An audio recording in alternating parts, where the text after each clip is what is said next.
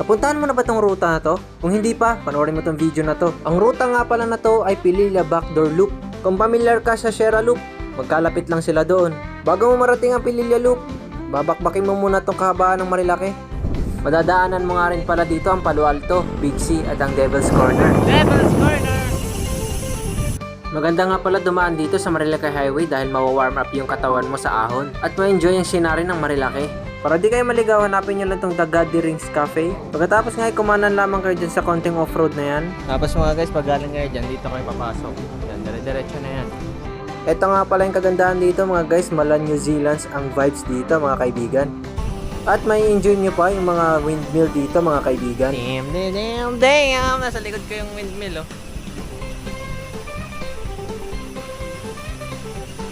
Guys, tingnan nyo guys, so yung burol na yun. Parang nakikita ko yun sa panaginip ko. At mag-enjoy nga pala kayo dito sa Lusong.